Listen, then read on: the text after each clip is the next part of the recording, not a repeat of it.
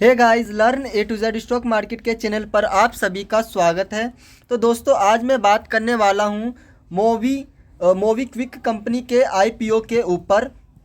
इस कंपनी का आईपीओ आ रहा है, तो हम इस वीडियो के अंदर इस कंपनी के बिजनेस के ऊपर, इस कंपनी के फाइनेंशियल डेटा के ऊपर बात करेंगे, जिससे लास्ट में हमें डिसीजन लेने में यह आसानी होगी कि इस कंपनी के आईपीओ में अप्लाई करें या ना करें।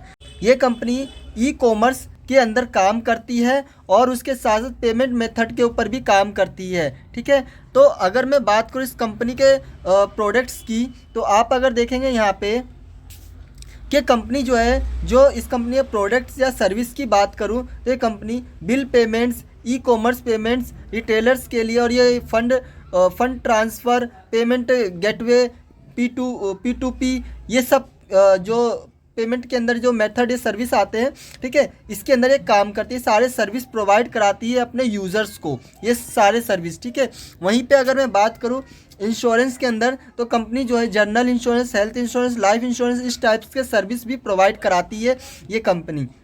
वहीं पे इन्वेस्टमेंट में भी, इन्वेस्टर्स के लिए इन्वेस्टमेंट के अंदर भी डिजिटल गोल्ड, म्यूचुअल फंड और डिपॉजिट, इस टाइप्स के भी सर्विस प्रोवाइड कराती है कंपनी। ठीक है, वहीं पे अगर मैं बात करूँ डिजिटल कार्ड की, तो ये कंपनी जिप और शॉप ऑन ईएमआई, इस टाइप्स के डिजिटल कार्ड भी प्रोवाइड कराती है ये कंपनी। तो ये कंपनी के जो सारे बिजनेस थे, सर्विस थे, जो कंपनी के प्रोडक्ट्स थे, जो कंपनी अपने यूज़र्स को प्रोवाइड कराती है। अगर मैं बात करूं इस कंपनी के मैनेजमेंट की, तो ये कंपनी का जो मैनेजमेंट है बहुत ही स्ट्रॉन्ग मैनेजमेंट है। इस कंपनी के जितने भी मैनेजमेंट है, सबको 15 साल, 20 साल, 30 साल, तो 40 साल, इस टाइप्स का एक्सपीरियंस है। और ज़्यादातर तो इसमें आपको 20 साल से 30 साल का एक्सपीरियंस दिख जाएगा इस कंपनी के मैनेजमेंट में।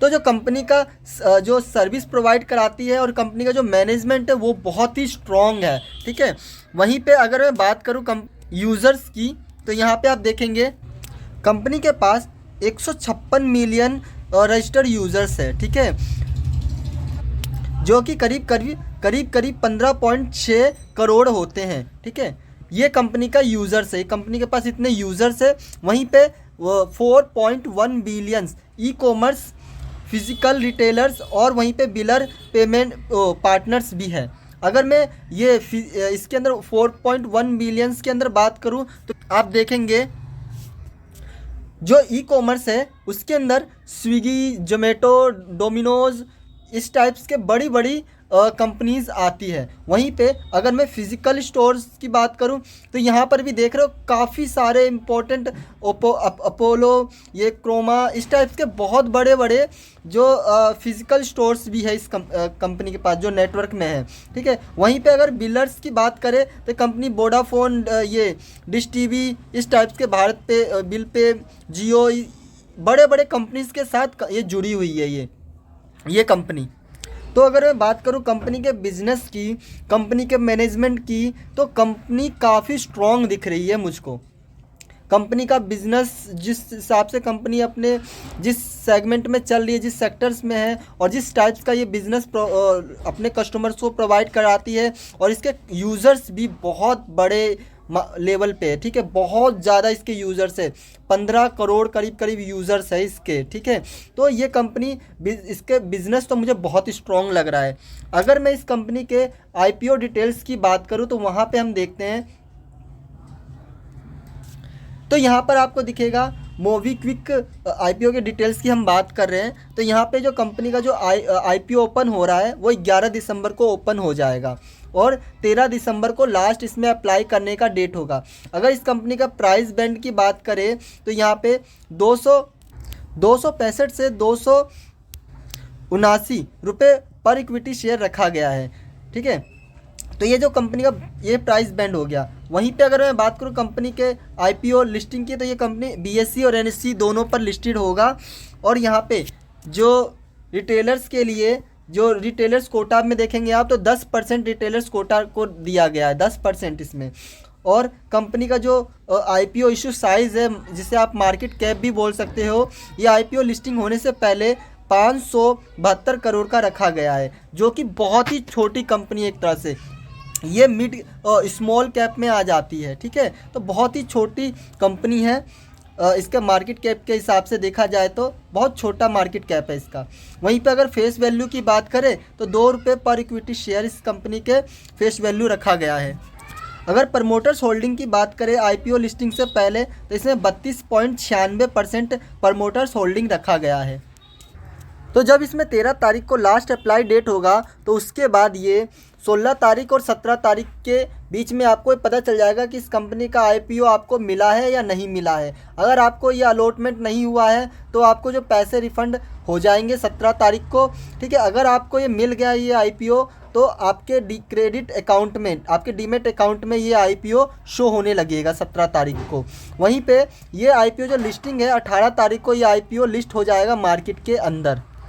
इस कंपनी के एक शेयर का प्राइस 265 से 279 रुपये रखा गया है और एक लोट के अंदर आपको 53 शेयर्स मिलेंगे।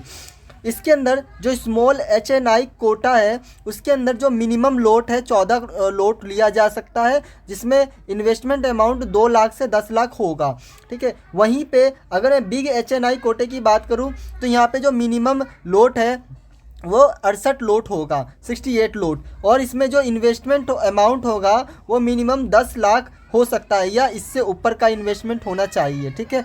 तो ये था आईपीओ लोट साइज़ के बारे में। अगर मैं अब इस कंपनी के लास्ट 2 से 3 साल के फाइनेंशियल डेटा की बात करूं तो यहाँ पे आप देखेंगे, अगर मैं कंपनी के एसेट्स की बात करूं तो यहाँ पे आप देखेंगे मार्च 2022 में कंपनी के पास 836 करोड़ का एसेट्स था। वहीं पे मार्च 2024 में कंपनी के पास ये बढ़कर 854 करोड़ का हो गया।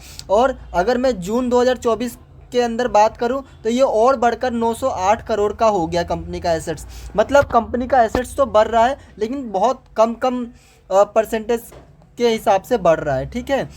वहीं पे अगर मैं रिवेन्यू की बात करूं तो मार्च 2022 में कंपनी के पास 543 करोड़ का रिवेन्यू था। वहीं पे मार्च 2024 आते आते कंपनी का रिवेन्यू 890 करोड़ का हो गया। मतलब कंपनी के रिवेन्यू में तो बहुत ही ज़्यादा जंप देखने को मिला है। वहीं पे कंपनी का अगर प्रॉफिट आफ्टर टैक्स की बात करेंगे तो यहाँ पर आप देखिए कंपनी जो है सही से प्रॉफिट जनरेट नहीं कर पा रही है। 2022 में कंपनी 128 करोड़ का कंपनी को लॉस में था, ठीक है। वहीं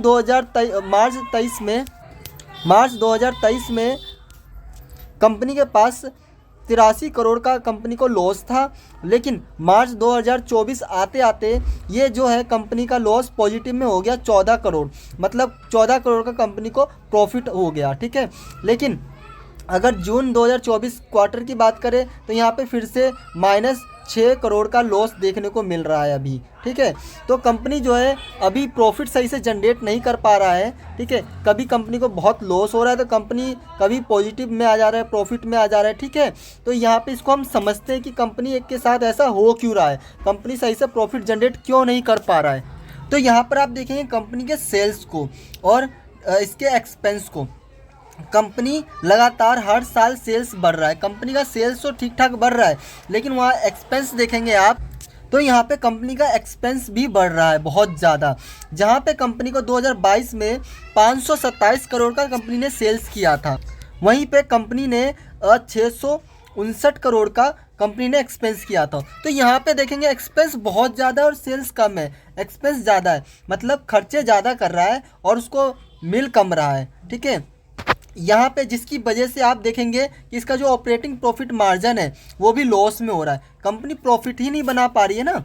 आप कह रहे हो कि 1 रुपये कंपनी खर्च कर रही है और आपको जो प्रॉफिट हो रहा है पॉइंट में कुछ हो रहा है, ठीक है। मतलब अगर आप इसको इजी लैंग्वेज में समझेंगे तो कंपनी जो है कि 1 रुपये की सर्विस दे रही है और 2 रुपये का इस पे एक्सपेंस कर रही है, 2 रुपये का खर्चा कर रही है, ठीक है। तो यहाँ पे देखेंगे तो 1 रुपये की सर्विस दे रही है और यहाँ पे एक्सपेंस भी कर दी 2 रुपये का, ठीक है। तो 1 रुपये का तो कंपनी को लॉस है ना, 1 रुपये का तो लॉस हो गया कंपनी को। तो जिसकी वजह से कंपनी का जो है ऑपरेटिंग प्रॉफिट मार्जिन नेगेटिव में जा रहा है, बार बार नेगेटिव में जा रहा है। तो कंपनी अपने ऑपरेटिंग प्रॉफिट मार्जिन को ही बढ़ा नहीं पा रहा है, जिसकी वजह से कंपनी का नेट प्रॉफिट भी लॉस में हो रहा है। तो जब कंपनी अपने एक्सपेंस को कम करने लगेगी, ठीक है, एक्सपेंस कम होगा। जैसा कि आपने देखा 2024 में कंपनी ने एक्सपेंस को थोड़ा कम किया है, ठीक है, जिसकी वजह से कंपनी का जो नेट प्रॉफिट बढ़ा है। तो कंपनी को अपने खर्चे, जो फालतू खर्चे एक्सपेंस, उसको कम करना पड़ेगा, जिसकी वजह से कंपनी का जो प्रॉफिट है ऑटोमेटिक बढ़ जाएगा। यही रीज़न है जिसकी वजह से कंपनी जो है प्रॉफिट नहीं जनरेट कर पा रही है यहाँ पे, ठीक है। इसी वजह से कंपनी यहाँ पे प्रॉफिट सही से जनरेट नहीं कर पा रही है। कभी कंपनी को ज़्यादा लॉस हो रहा है तो कभी कंपनी को कम, और कभी कंपनी पॉजिटिव में आ जा रही है, ठीक है, इसी रीज़न की वजह से। अगर मैं कंपनी के नेटवर्थ की बात करूँ तो यहाँ पे आप देखेंगे कि मार्च 2022 में 158 करोड़ का कंपनी का नेटवर्थ था। वहीं पे मार्च 2023 में ये बढ़कर 162 करोड़ का हो गया, और मार्च 2024 में ये घटकर 142 करोड़ का हो गया, ठीक है। तो कंपनी का जो नेटवर्थ है वो एक स्टेबल नहीं है, मतलब कभी बढ़ रहा है कभी घट रहा है, ठीक है। तो एक स्टेबल नहीं है, लेकिन हाँ पॉजिटिव में है, ये एक पॉजिटिव है इसके अंदर, ठीक है। अगर मैं कंपनी के रिजर्व की बात करूं तो कंपनी का देखेंगे मार्च 2022 में एक 205 करोड़ का कंपनी के पास रिजर्व था, लेकिन 2023 में कंपनी का रिजर्व घटकर 131 करोड़ हो गया। वहीं पे फिर 2024 में मार्च 2024 में 151 करोड़ का कंपनी के पास रिजर्व हो गया। तो कंपनी अभी सही से स्टेबल नहीं हो पा रही है।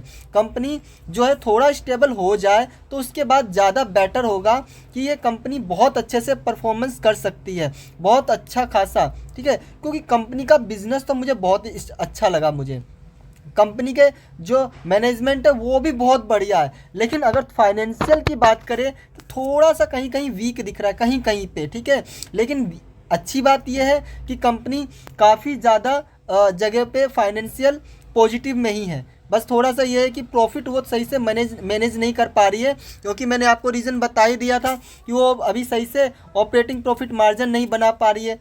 मतलब कंपनी के एक्सपेंस थोड़े से ज़्यादा हो रहे। तो कंपनी जैसे अपने एक्सपेंस को कंट्रोल करेगी, ऑटोमेटिक ये सारे चीज़ अच्छी हो जाएंगे कंपनी के, ठीक है। और रिज़र्व के बाद अगर मैं बात करूं कंपनी के टोटल बोरिंग की, कंपनी के पास जो कर्जा आया उसकी बात करें तो 2022 में कंपनी के पास 150 करोड़ का था बोरिंग। वहीं पे मार्च 2023 में 152 करोड़ का हो गया, और मार्च 2024 में ये बढ़कर 211 करोड़ का हो गया। तो देखा जाए तो कंपनी के पास जो बोरिंग है लगातार बढ़ ही रहा है, ठीक है। तो वो तो ठीक है, बोरिंग बढ़ रहा है कंपनी के पास, ठीक है, लेकिन उसके साथ साथ कंपनी का रिजर्व भी तो है, ठीक है। तो ये रिजर्व और बोरिंग के हिसाब से देखा जाए तो करीब करीब कंपनी के पास 50 करोड़ के आसपास ही बोरिंग है, ठीक है। अगर मैं एक अंदाज़ा ऐसे आइडिया बताऊं, ठीक है, कि कंपनी का नॉर्मली देखा जाए तो 50 करोड़, क्योंकि रिजर्व भी तो रख रखा है कंपनी ने। और तो और कंपनी अभी लिस्टिंग हुई, अभी लिस्टिंग होगी ही, ठीक है। तो कंपनी के पास तो इतना बोरिंग होना नॉर्मल बात है, लेकिन हाँ कंपनी थोड़ी छोटी भी है, उस हिसाब से बोरिंग थोड़ा सा ज़्यादा है, लेकिन रिजर्व भी है। यहाँ पे सोचने वाली बात यह है कि रिजर्व भी है कंपनी के पास, ठीक है। तो ये ठीक है, कोई नहीं, ये मैनेज किया जा सकता है, क्योंकि ऑलरेडी कंपनी ई कॉमर्स के अंदर है, पेमेंट मेथड के अंदर भी है कंपनी, ठीक है। तो इन सब में होने के बाद भी कंपनी के पास थोड़ा मोड़ा अगर बोरिंग है तो कोई बात नहीं, इतना चलेगा, ठीक है, कंपनी के पास बोरिंग। लेकिन सबसे जो मेन इसमें जो मुझे प्रॉब्लम लग रही है अभी, कि कंपनी प्रॉफिट जनरेट नहीं कर पा रही है, ठीक है। कंपनी एक बार प्रॉफिट जनरेट करना चालू कर दे तो कंपनी जो है बहुत अच्छे तेज़ी से भागेगी, कंपनी बहुत अच्छे तेज़ी से, क्योंकि कंपनी का मैनेजमेंट मुझे बहुत अच्छा लगा। एक चीज़ का खास तौर पे ध्यान रखिए, कंपनी फाइनेंशियल जैसी भी हो, ठीक है, लेकिन कंपनी का बिजनेस अच्छा हो, कंपनी के मैनेजमेंट अच्छे हो, तो कंपनी कभी भी भाग सकती है। कंपनी कभी भी बहुत बड़ा रिटर्न निकाल के दे सकती है, बहुत स्ट्रॉन्ग हो सकती है। तो इस हिसाब से मुझे कंपनी का जो मैनेजमेंट और बिज़नेस, ये मेरे लिए फर्स्ट प्रायोरिटी होगी कि कंपनी का जो बिज़नेस और मैनेजमेंट बहुत अच्छा है। मुझे ये दोनों बहुत अच्छे लगे हैं। इस बेस पे मैं ये कह सकता हूँ कि कंपनी जो का आईपीओ का रिटर्न आईपीओ लिस्ट होगा तो वो पॉजिटिव में ही होना चाहिए, ठीक है। माना कि फाइनेंशियल कुछ डेटा इसके ठीक नहीं है, ठीक है, कुछ चीज़ ठीक नहीं है, लेकिन मैनेजमेंट बहुत स्ट्रॉन्ग है। ये आज नहीं तो कल अपने जो डेटा को ये ठीक कर सकती है, ठीक है। तो ये बहुत जल्दी आपको ठीक होता हुआ दिख भी जाएगा, ठीक है। तो अगर मैं फाइनली कहूँ कि इस कंपनी के जो लिस्टिंग होगा तो हमें कितना % का गेन दे सकता है, हमें प्रॉफिट दे सकता है, तो मुझे मेरे अकॉर्डिंग ये जो कंपनी है 20% के आसपास ये रिटर्न देता हुआ दिखेगा। मुझे जो लगता है कि 20% के आसपास ये हमें रिटर्न देता हुआ दिखेगा, ठीक है। तो मेरे अकॉर्डिंग इसमें उन लोगों को अप्लाई ज़रूर करना चाहिए जो शॉर्ट टर्म के लिए आए हैं, ठीक है। शॉर्ट टर्म के लिए आए हैं 10 से 15% अपना रिटर्न लीजिए और निकलिए, एग्जिट कर लीजिए, ठीक है। और अगर जो लॉन्ग टर्म सोच के आए हैं वो तो बिल्कुल रुकिए, क्योंकि ये जो कंपनी है लॉन्ग टर्म बेस के लिए बहुत अच्छा कंपनी है। अगर लॉन्ग टर्म आप सोच के आए कि लॉन्ग टर्म आपको इस कंपनी में रहना है तो बिल्कुल रुकिए, लेकिन शॉर्ट टर्म वाले अगर 10 से 15% भी उनको मिलता है तो आप ज़रूर निकल जाइए, ठीक है। क्योंकि इसमें जो मेरे को प्रॉफिट लगता है कि ये 20% के आसपास ही रिटर्न देना चाहिए लिस्टिंग के टाइम पे, ठीक है। तो ये था इस कंपनी के ऊपर फुल रिव्यू जो मुझे लगा, ठीक है। आपको क्या लगा? आप अपना खुद का भी इस पर रिसर्च करिए और अपने फाइनेंशियल एडवाइजर से भी बात करिए कि क्या मुझे इस कंपनी के IPO में अप्लाई करना चाहिए या नहीं करना चाहिए, तभी जाकर आप इस कंपनी के IPO में अप्लाई करिएगा, ठीक है। तो मिलते हैं नेक्स्ट वीडियो में। Okay bye.